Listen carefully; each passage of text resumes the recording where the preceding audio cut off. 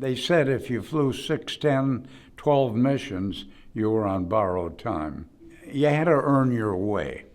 When you flew, there was a high group, a medium group, and a low group. And we got the low group. And by the time we got there, the Germans were zeroed in pretty good. And they shot out 2 of our engines. And a B-17 is not made to stay up on 2 engines. I was born and raised on the northwest side of Chicago, Illinois. Tell me what that was like at that time. Well, I grew up about 1.5 miles from Wrigley Field, where the Cubs play. And like one of my grandkids said, "Grandpa, your backyard is like a postage stamp." We lived in a 3-flat, totally different than today, but it was great. And I lived there until I went into the service in 1943. Tell me how you heard that Pearl Harbor had been attacked. That's amazing. You know, that question has been asked of me probably more than any other one. I was sitting in a malt shop on Sunday, I believe it was December 8th, with a buddy, having a malt after church on Sunday, and over the radio, a voice came, "A state of war exists between the Empire of Japan and America, Franklin Delano Roosevelt." And I said to my buddy, I remember it so well, "Oh, we're only 16, we'll never get in." Little did I know. That's right. So you were 16, and when did you join the service? My 18th birthday, I got my draft notice, May 30th, Memorial Day, and I was in camp July 19th. What was your training like? Well, I went to 17 different camps, if you count them all, in the service before I went overseas and back. Initially, I went to Camp Grant, Illinois, which was induction, and then they asked anybody interested in the Air Force. And of course, some of us held our hands up. We were just kids, wanted to be fighter pilots, you know. I mean, and there wasn't a kid that didn't want to be, you know, in the movies or what. But various positions in the service, whether it be infantry, Air Force, Navy, what have you, it was like quotas. And if that quota was filled, they didn't need pilots, but they needed this. And in my case, they didn't need fighter pilots, they needed bomber crew members. And you took what they handed you. As the guy said, when they said jump, you said how high. So when did you head overseas? December, I think, of 44, right after Christmas. Now, before you engaged in your missions, you did practice missions over Ireland and Scotland, is that correct? Yes, very good. Yeah, we had to fly, I would think more so for the navigator, who did a lot of celestial navigation, meaning with the stars. And we would fly at night a lot. I don't know why. But we went to Scotland and Ireland, not on the ground, up in the air. And I believe it was to get used to, you know, going to a specific target. And then the day came when we were picked to go on an actual bombing mission. Now, one thing I think it's important to clarify, when you're as a bombardier, do you have some independence on when to release, or are you just following orders when people say time to release? Another good question. During the war, when it started way back in 42, that is in bombing Germany, they used the Norden bomb site exclusively, every plane. But then in late 44, most people don't know this, the powers to be decided to go away with precision bombing. Now, what's precision bombing, Bud? That is a specific target, like the Empire State Building, the Arch in St. Louis.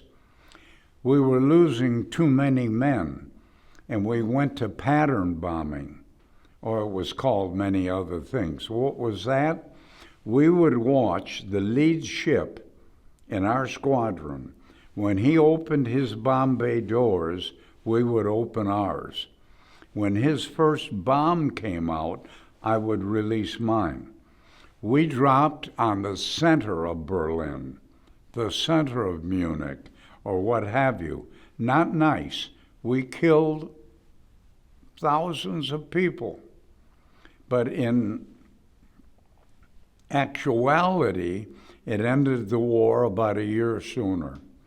Germany, those historians that really looked into it, was totally flattened.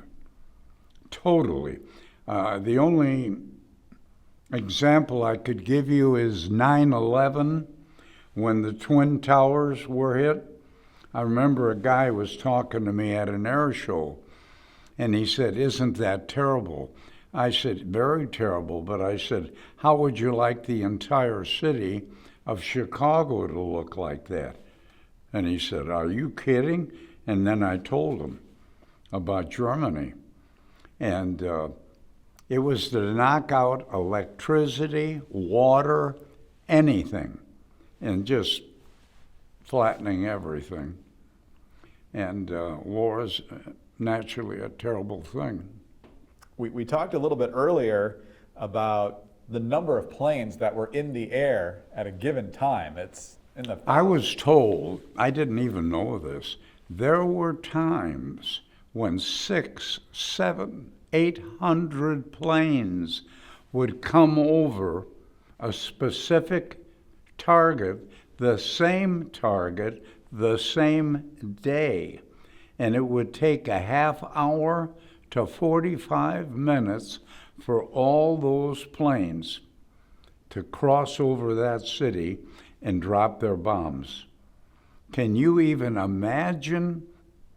You know, those people bled just like we did. Can you imagine those people down there with bombs raining down for not 5 minutes, but nearly an hour?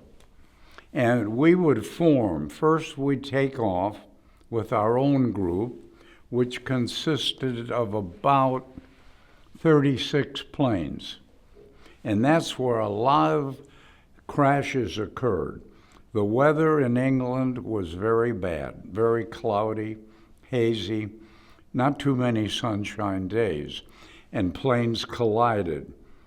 Example, one day we missed a plane. That was one of my jobs up in the nose, to keep my eyes out for other planes.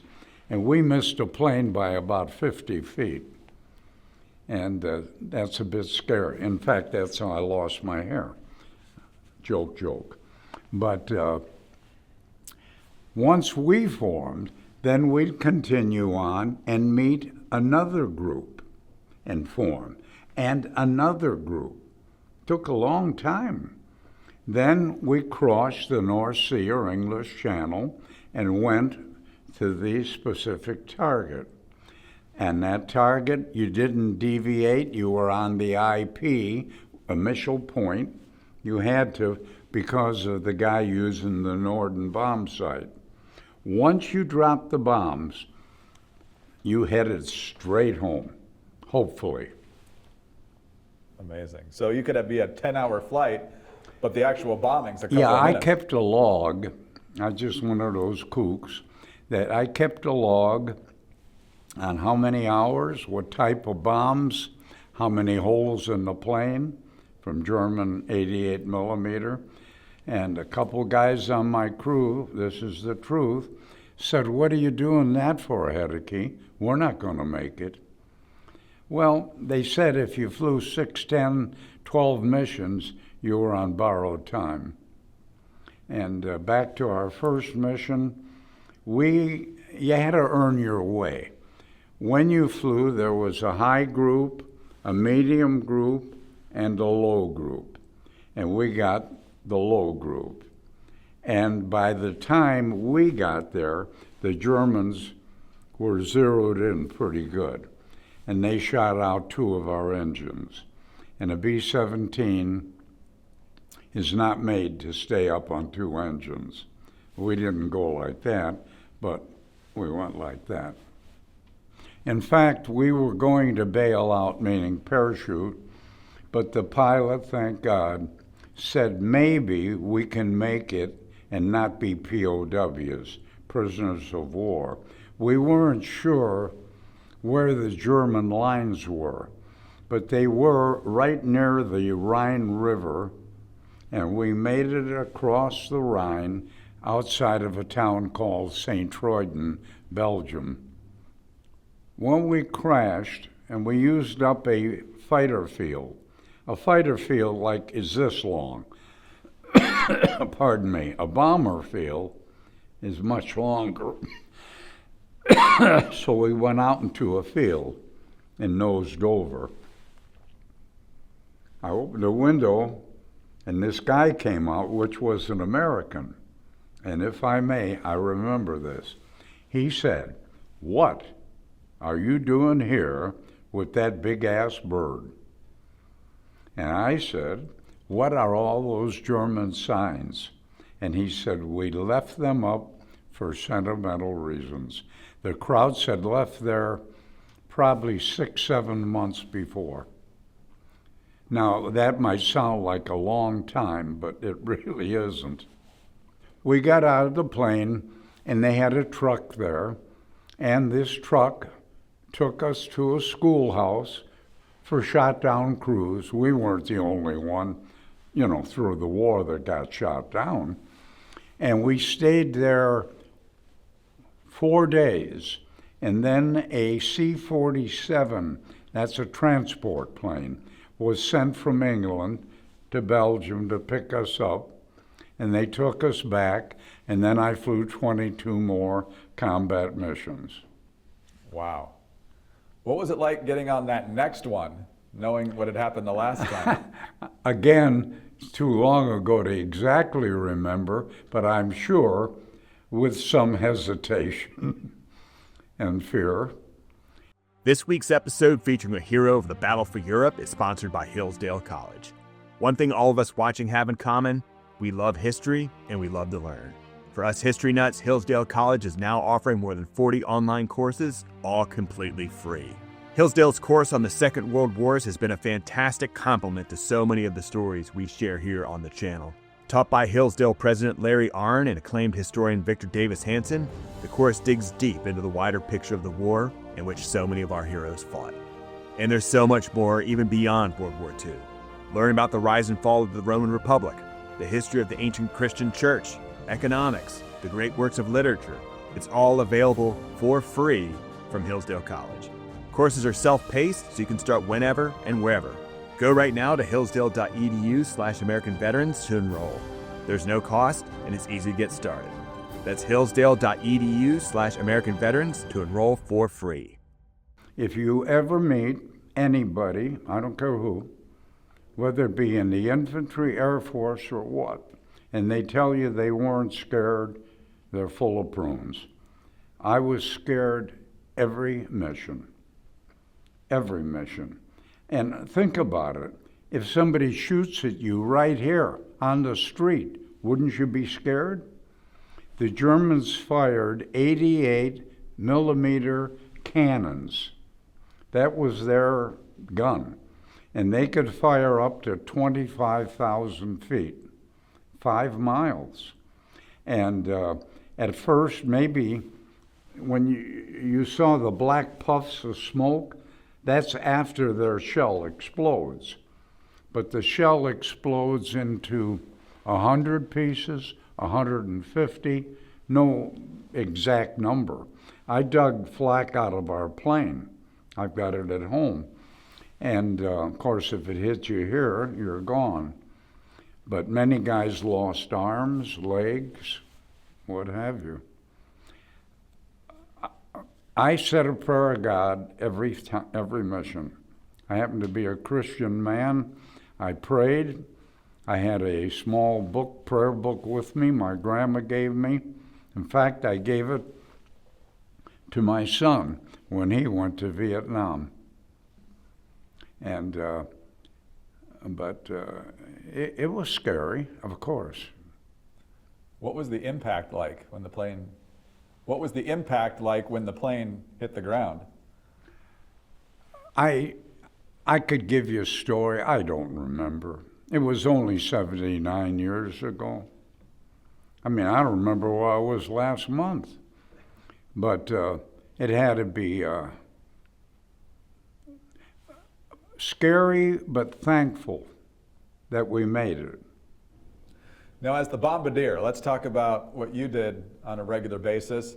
What would you be doing as the bombardier before the flight took off? Well, we all kind of did the same thing. We had nothing to do with the bombs. The ground crew loaded the bombs, did all that. But we picked up the 50 caliber machine guns, I remember that, and brought them out to the plane and put them in the receptacle. We would check our oxygen to make sure it worked. I don't know if you know this or not, but every position had its own oxygen tank. And if an oxygen tank got hit, which it did many times, a guy wouldn't even know it. But what would happen? He'd go to sleep, and he'd be dead in about 5 minutes from anoxia. So one of my jobs was to check for oxygen to make sure they had it. If they didn't, my position would unplug our line, put a portable bottle, and go to that position and administer oxygen. But we had, I'm sure, I can't remember all of them, little responsibilities. I mean, you didn't just get on the plane and suck your thumb. You had to do something.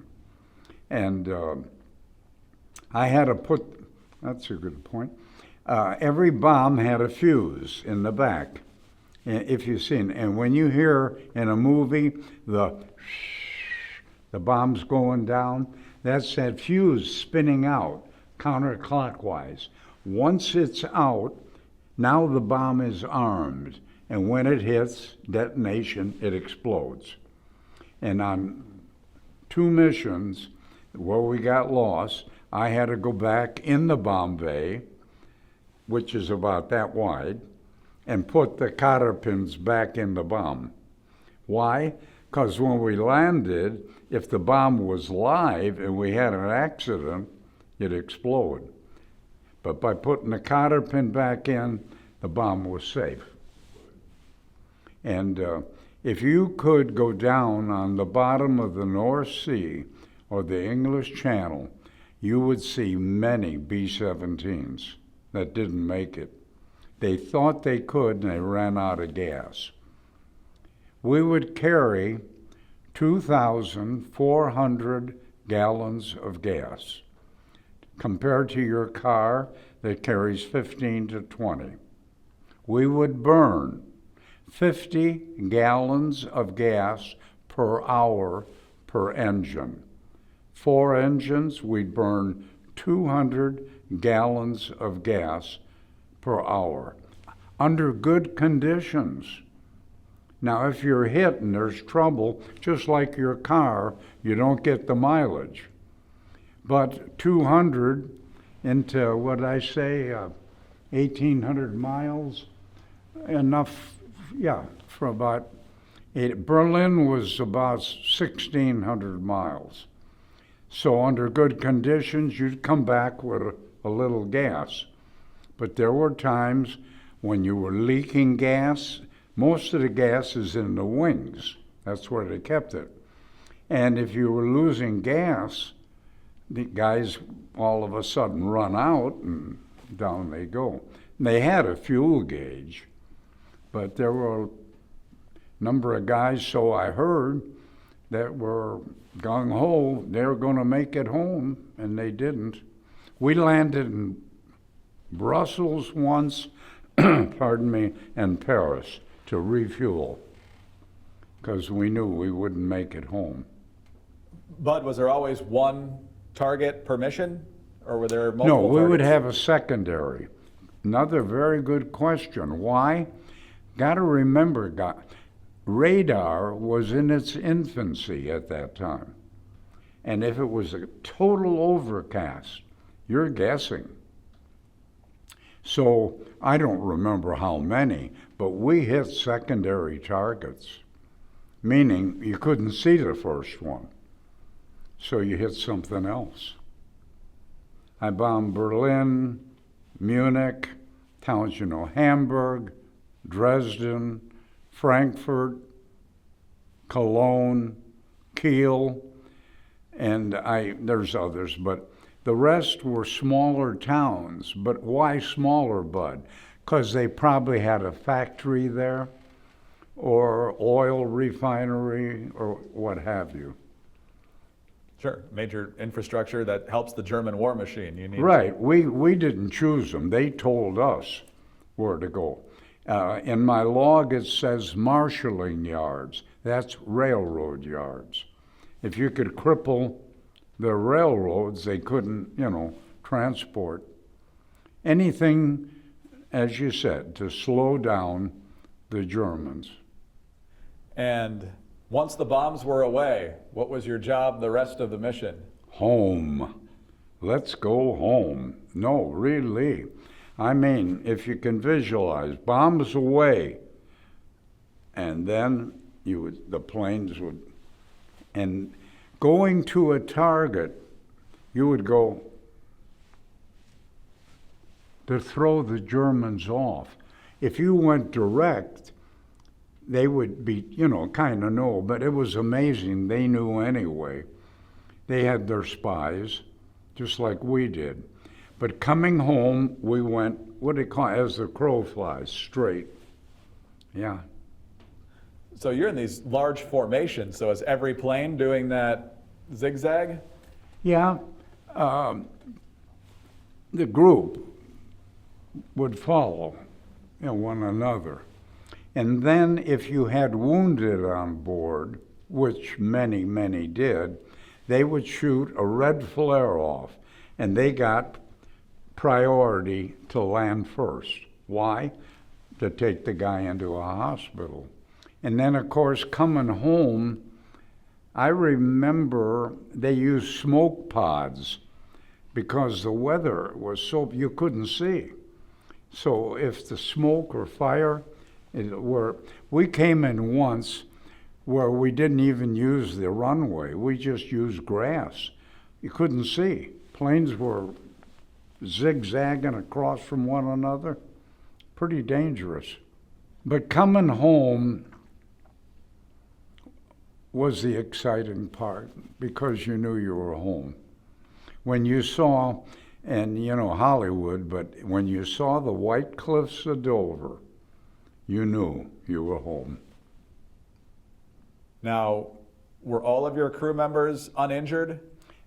Everyone was never hurt. They're all gone now. I'm the last of the Mohicans. But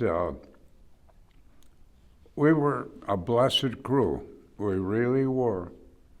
My last mission was somewhere at the latter part of April, and then the war ended 2 weeks later. So you were a couple of missions. Pardon? You were a couple of missions away from being done anyway then, right? No, they increased it to 35 from 25, and we were all real happy about that. And when I went home, I was told I needed 12 more missions. And after my leave, I would go to the Pacific. And I remember telling my dad about that, and boy, he really got it. Well, I mean, he's a kid, And when I was home on leave, the Japs surrendered. And I was one happy guy. Because, like you say, how far can you push your luck?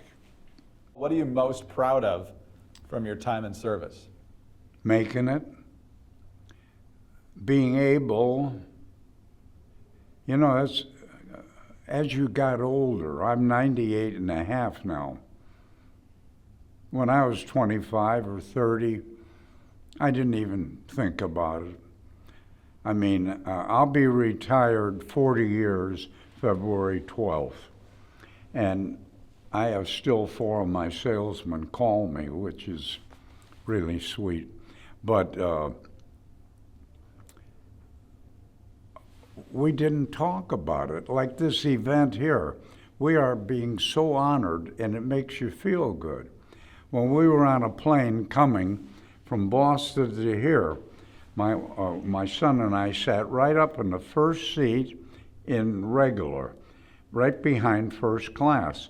And this guy comes, wanted to shake my hand, and he said, I just admire you. And he went on, and he said, I want you to take my seat.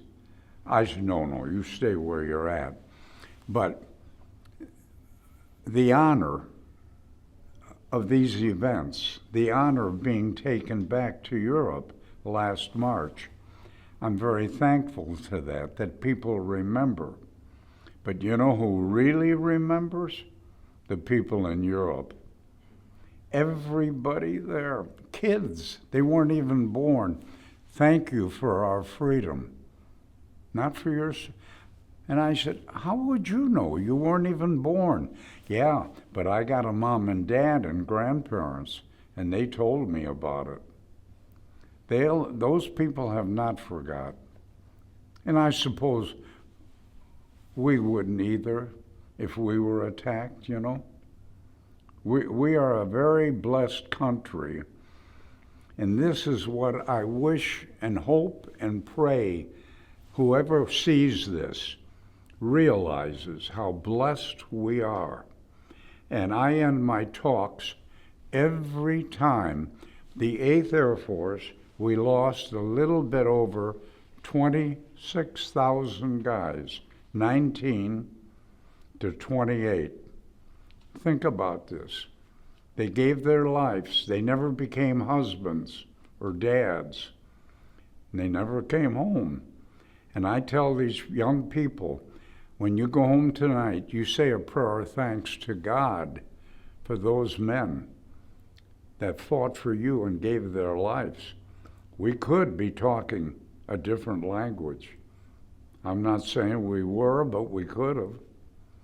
And now that's what I'm proud of, that I was able to do something for my country.